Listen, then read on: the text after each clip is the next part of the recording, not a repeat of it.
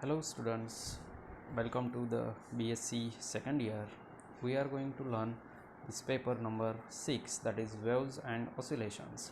So today is what our first lecture, and on behalf of our Department of Physics and myself, I welcome you all in this particular second year course, BSc second year course. Okay, now we have to learn in this particular paper waves and oscillations. Some part is about waves and some part is about oscillations. So you might have familiar with these two words, but what exactly we have to learn in this particular paper, in this particular course, that we will see in this particular today's presentation.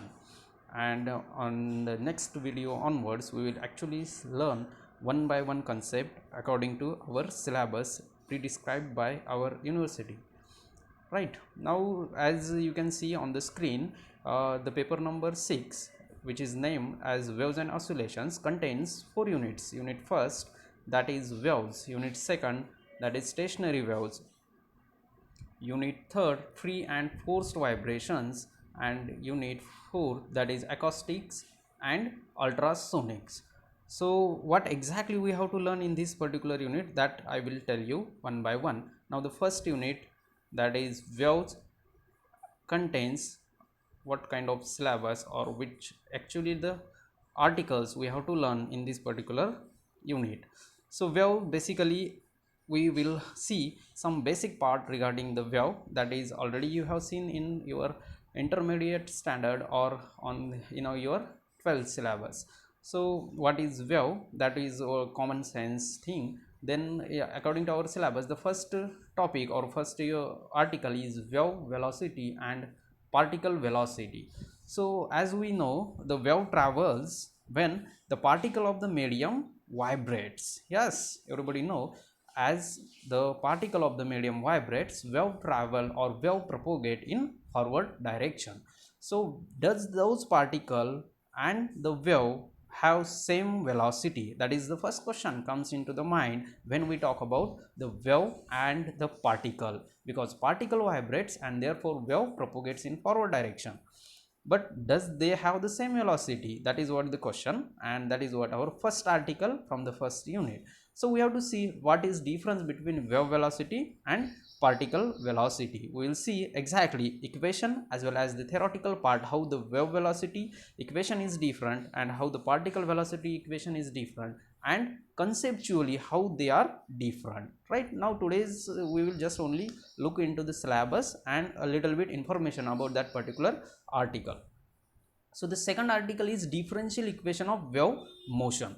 So when we got the velocity of wave and the velocity of particle is different, then next question is how to represent a wave.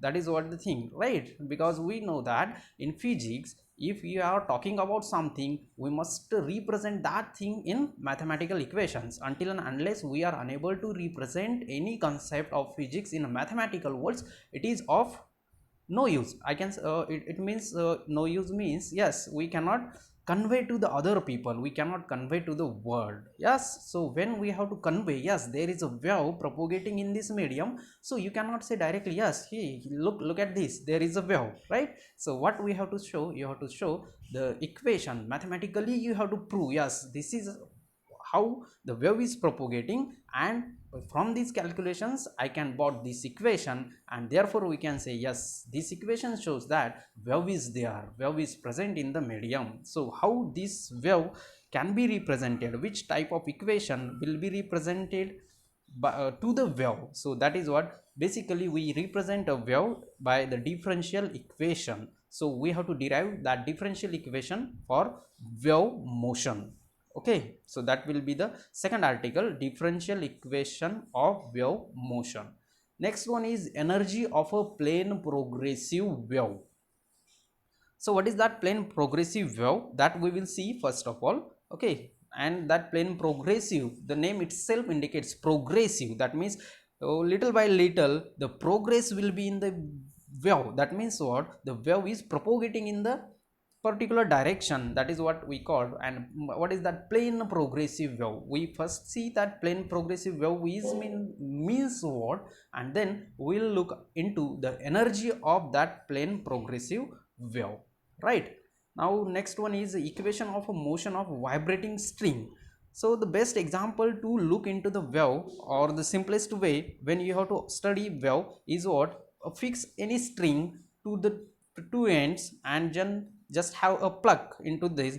The wave will propagate into that string. You have already seen, if you have performed the experiment stationary waves at your 12th level, then you might have seen these waves when we have a string, and when we fix those two ends of the string and plug into the middle part, then wave will propagate, right? So that we have to see in detail how to represent a equation of a wave when the vibrating string is there. That means when a vibrating string is generating some waves, how to represent those waves mathematically. Okay, just I told you everything we have to express into the mathematical word, then and then other people can understand, yes, this is present, this is real. Okay, right. Then frequency and period of vibration of a string. Okay, good, because just we have seen in the previous article, or we have to see in the previous article, how to represent a wave generated by a vibrating string. So it is not sufficient simply by writing an equation. We have to move forward, we have to go one step ahead and see, when we say a wave, the wave is associated with some frequency and some vibration period, or we can call it as time period. In simple language we call it as time period. So frequency and time period, these two things are associated with wave. So we have to see how exactly the frequency generated by that wave, which is generated, or the waves produced due to the string. And yes, once you got the frequency, you can calculate the period, or if you know the period, you can calculate the frequency, since we know frequency and period are the reciprocals of each other. Okay, so this is what we have to learn in unit first, that is waves. Okay, now let's look into the second unit. Okay, right. So the second unit is stationary waves, right? So most of you are might think that, oh, this particular topic or this complete topic we have seen in 12th. Yes, you are right, the whole chapter is or was in your 12th standard. So okay, but little bit difference is there, or what difference, or is there any advanced things here, we will see. So what exactly the part of stationary wave, or what exactly the articles in this particular stationary wave, we will see. So the first article is analytical treatment of stationary waves. Okay, so the first article, we have something in a bracket, but first we will look into the title. What is that? Analytical treatment of stationary waves. So stationary waves, analytical treatment means we have to find what exactly happens into the stationary wave, what happens to the node, where will be the node, where will be the antinode, because when we say about the stationary wave, two things comes into the mind, that is node and antinode. So analytical treatment means we have to see where is a node, where is the antinode, where amplitude is maximum, where amplitude is minimum, and moreover, when we say the node, so the node is not only for the positional node, we have some another nodes, right? So displacement node, right? So those nodes are where those nodes are present, and where those antinodes are present, that exactly we have to see, right? Now in bracket we have close end and open end pipe at the other end. So if you remember, the stationary wave present or created by a cylindrical pipe, you have, if we perform, or if you have performed that experiment also in the 12th, if you remember, we have a cylindrical pipe that you will dip into the water and you will change that height, actually we call it as vibrating length, and depends on that you can find the frequency or the time period of that waves generated within the cylinder. So same is there, we have to see, sometimes we have to, once we have to close the pipe end both, and once you have to open one end, and we have to see what exactly the difference when we do these two analytical two arrangements, and then we produce the stationary wave within that pipe. So does that stationary wave will have the same vibrating or same vibrational frequency or same what we can say the time period, or does it change, and if it is changing then how it is changing, or is there or will it be the change in our node and antinode positions? If it is, then how it is changing, by what distance they are changing, or how the wavelength is there, everything we have to see in this analytical treatment. So basically this analytical treatment means actually most of the things, or the it is a big mathematical derivation, but maybe we have to create we have to make it into 2 or 3 videos. We'll do it, no worries, right? And obviously long derivation, that derivation we will carry it forward, and then finally we'll end this article in both the what we have given close end pipe and the open end pipe. The next article is investigation of pressure and density changes at displacement nodes and antinodes. So even though the article's heading looks very big, but actually this is what we have to find, where is the pressure node, where is the pressure antinode, because just I told you the nodes and antinodes are not only related to the displacement only, yes, because sometimes or whenever a stationary wave is propagating in forward direction, the pressure in the medium also changes, right?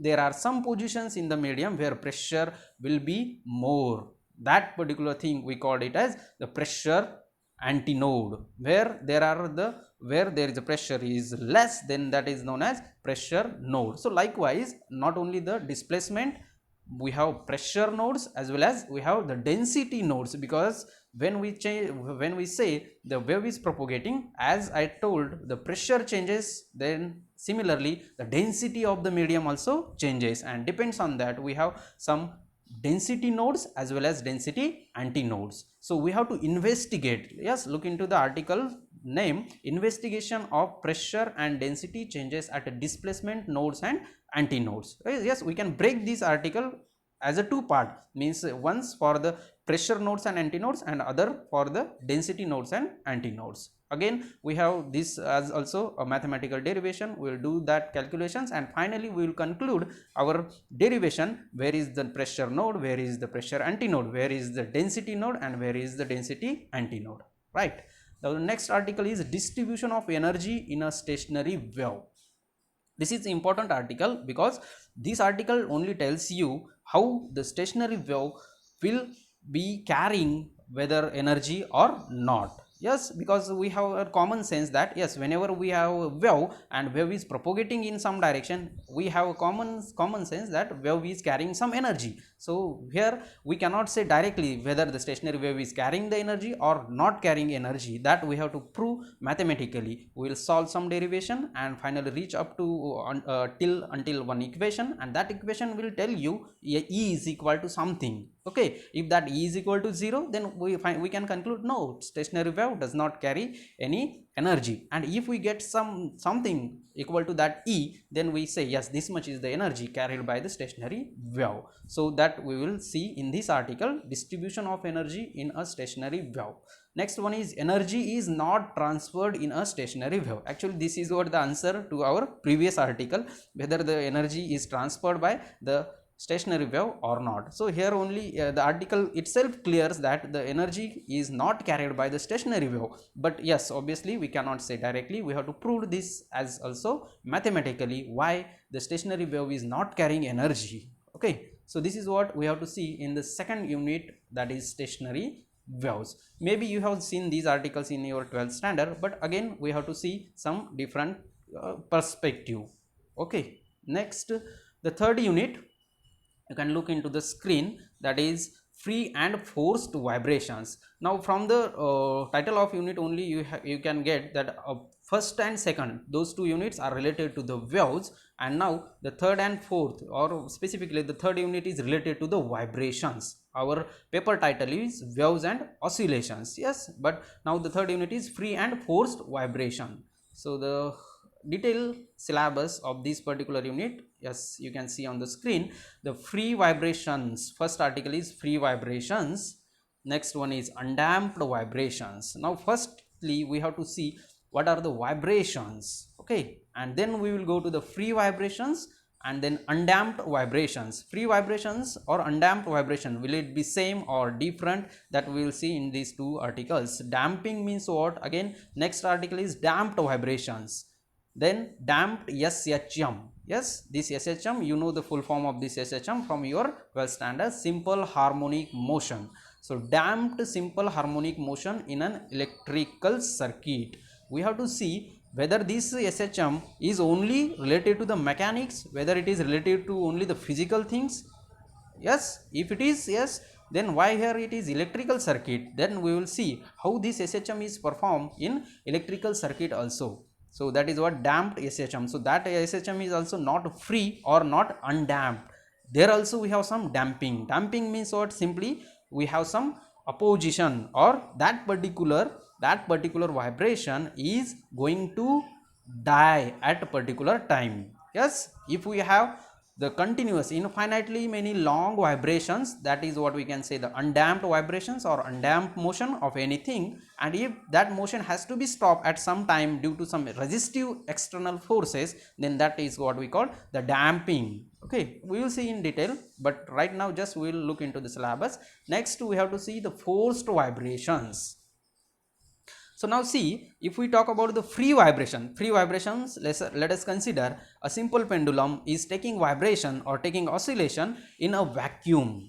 When it is taking in vibrations or oscillations in vacuum, then yes, there will be no any resistive force, and once you set it into the vibration, it will take vibrations until infinitely long time.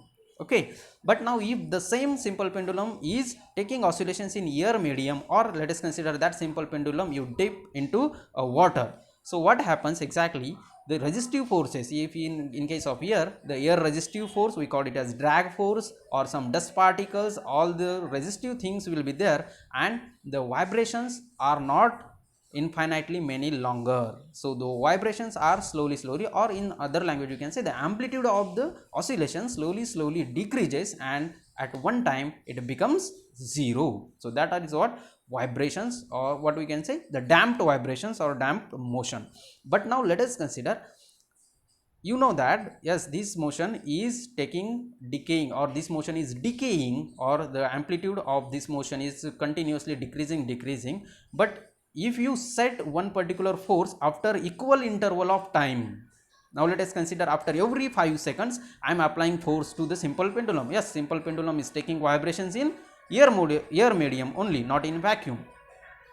Okay, now if we take that particular thing, and after every 5 seconds I am applying some external force to that particular vibration, then such vibrations are known as forced vibrations. Okay, now next one is resonance and sharpness of resonance. Resonance, you know that if we have two forces there, or if we know we have the two, now this simple pendulum is taking vibration, and that vibration is having its own frequency, and I am applying some external force, that force is also having some frequency. So if these two frequencies are matches exactly, then the simple pendulum vibrates or takes oscillations with maximum amplitude, and that thing we call it as resonance.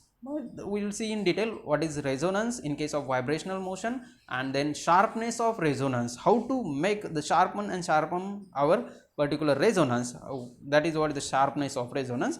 Then phase of resonance, that is important, how we can achieve a particular resonance, and how to identify its phase, in which phase it is going, and how to check it, and how to apply the external force. Next one, we have to see some examples of forced and resonant vibrations. Forced vibration and resonance vibration. So just I have told you one example of simple pendulum, but that same example we can utilize for different purposes. If we keep that same simple pendulum in vacuum, that will be the free vibrations. If the simple pendulum is taking oscillation in air medium or water medium, then it will be the damped motion, and if we set one particular force to that motion, that will be the force vibration. So other examples also we can take, we will take some real life examples also. So this is what your third unit, free and forced vibrations. Now the next one is what? Unit 4, acoustic and ultrasonics. So I think previous 3 units or the syllabus or the articles of previous 3 units you have seen somewhere, right? Or at least you have heard somewhere up to your first year, but now this particular unit, 4th unit, is completely new to you, and that is what? Acoustics and ultrasonics. So let us see what exactly this particular unit contains. So first article is reverberation. First thing is what actually the acoustics means. Okay, maybe ultrasonics you have heard at least in ultrasonography, right? Even though if it is not you have heard in the textbook, but at least you have heard in real life ultrasonography, right? If you have some problem in our stomach, we can go to the lab and we will take the ultrasonography and that will detect. So that is also or that was also, or that will also done by ultrasonic waves. But before that we have one word, that is acoustics. So acoustic means it is completely a branch of physics in which we deal about the sound waves. We will deal about the sound waves. So that is means the acoustics, right? So we will see in detail because this unit is new for you. So the first article is reverberation. Then we will have the reverberation time. So reverberation means what? If you are talking into a particular big hall, we will have some echo, right? So that kind of thing is happening and you cannot identify. Now let us consider I am talking to you, and if this hall is very big, so I will get my original voice, or you will get my original voice, as well as the voice which is getting reflected from the hall, and that is what we call echo. So your ear is receiving two voices, one is directly from me and another is reflected by the walls of the hall, and that is what, therefore your ear or whatever may be the receiver in your ear gets confused, or it will have some ambiguity to identify which is the real voice and which is the reflected voice. That particular concept is known as reverberation, and therefore the voice will not be properly got by the receiver. And next one is what? The reverberation time. So how we'll get the exactly how much will be the reverberation time that can be audible to our ear, or which is what the how much will be the time of the persistence of that particular sound, then you can identify that is what reverberation time. So this is also, we have a little bit longer article, mathematical view. We have some derivation, we have to exactly find the formula for reverberation time. The next article is that derivation of reverberation time, and that formula was designed by Sabines. That's why in bracket we have, or they have given Sabines formula, right? So that Sabines formula means nothing else, it is simply the formula for your reverberation time. Next one is absorption coefficient.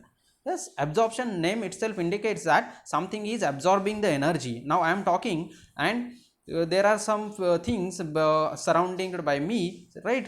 Curtains of our window and some my clothes also. So these particular things are absorbing my voice, and therefore there is no reflection, and that's why there is no echo in this particular room. Yes, so that particular absorption is different for different materials, and every material is having its own absorption coefficients, right? I think you got this. Absorption coefficient means how much is the ability of that particular material to absorb the sound energy. Okay, so again it is having some mathematical formula, we'll see. Next one is determination of absorption coefficient. That is what I was saying, the mathematical formula, determination of absorption coefficient means previously we'll see absorption coefficient theoretically, next immediately we'll find what is its formula derivation. Next one is acoustic measurement. That means what? If you have to design something, some cinema hall or some auditorium or some marriage function, then how will be the acoustic measurements you have to do, right? It is not like that blindly you can build 4 walls and take the roof and yes, this is what the cinema hall, this is what the marriage hall, this is what the auditorium, right? If you have seen the auditorium of our college, that is also not designed randomly. The height as well as width and as well as the walls all are properly designed by taking the acoustic measurements. So what are actually the acoustic measurements, how to do this, that we have to see in this particular article. Next one is conditions for good acoustical design of an auditorium. Even though the article name looks bigger, but what exactly we have to see in this article, what are the different conditions if I want a good auditorium hall, if I want a good cinema hall, if I want a good marriage hall, then what should be the precautions I must take so that there will be no echo, there will be no any ambiguation to reach the sound of the speaker who is speaking from the stage until the last person seated in the hall. That is what we can say, some precautions we have to take, or we can say the conditions for designing of a good auditorium. Or in simple language, if somebody given you the contract to design a good cinema hall or good auditorium hall, then what are the conditions you should keep in your mind to design this particular hall, that we will see in this article. Now this will be the end of acoustic portion. Next one is what? Ultrasonic, right? Because you have seen this unit as acoustic and ultrasonic. So up to this acoustic portion will be there, and now onwards ultrasonics. So ultrasonics means what? We will see ultrasonic, because ultrasonic is only depends upon the frequency, okay, audible frequency. If some sound or some sound waves are there which are beyond our audible range, what is our audible range? 20 hertz to 20 kilohertz, that is what the audible range of our human ear. But if we have frequencies received by our ear which are greater than 20 kilohertz, that cannot be heard by our ears, and that range we called, or the frequency or the waves which are having the frequency above 20 kilohertz, that is called, or those, that particular waves are known as ultrasonic waves, okay. And the study of that branch we called ultrasonics. And we have the audible range 20 to 20 kilohertz. So below 20 hertz we called it as supersonics. That is what next part we will see. Then in ultrasonics, next article is piezoelectric oscillator. So right now we will just look into the name piezoelectric oscillator. Means piezoelectric we will keep aside, we will see in detail, but what is what? Basically it is a oscillator, right? The name itself indicates oscillator, means yes, it is going to generate some oscillations. Keep in mind right now, then we will see, because we have to see two different oscillators, piezoelectric oscillator and magnetostriction oscillator. So right now you just keep in mind what is oscillator, which is creating some oscillations, which is generating some oscillations. So and piezoelectric and magnetostriction depends upon only the methodology, which material you use or which kind of technique you use. We have different two kinds of oscillator. Next one is detection of ultrasonic waves. Now you can understand, first two article, piezoelectric oscillator and magnetostriction oscillator generates ultrasonic waves. I'll tell you what, for what purpose we use those two oscillator, to produce ultrasonic waves. The next thing is what? Whether the ultrasonic waves were produced or not. How to check? We must have some detector. So next article is how to detect those ultrasonic waves, detection of ultrasonic waves. Again, we have different methods, different techniques, different tools to detect the ultrasonic wave, and among that we have acoustic grating method. This is what the best method or best practice used to detect ultrasonic waves. And finally we have to see what are the different applications of ultrasonic waves. Okay, yes, we are producing ultrasonic wave by using the oscillator, we are detecting ultrasonic waves by using the detector. But yes, for what purpose we are doing these things? Why the ultrasonic waves are necessary? That means they must have some applications. So we will see some good applications of ultrasonic waves. And finally this is what the end of your syllabus. Now you can look over directly, or we can have the summarized thing. Yes, this is what actually your syllabus, 4 units. Yes, and finally this will be the end of your paper. So once again I'll tell you, this video is only about syllabus discussion. From the next video onwards we will see unit by unit, article by article syllabus. Okay, so thank you all, and we'll see or we'll meet in the next video very soon. Thank you.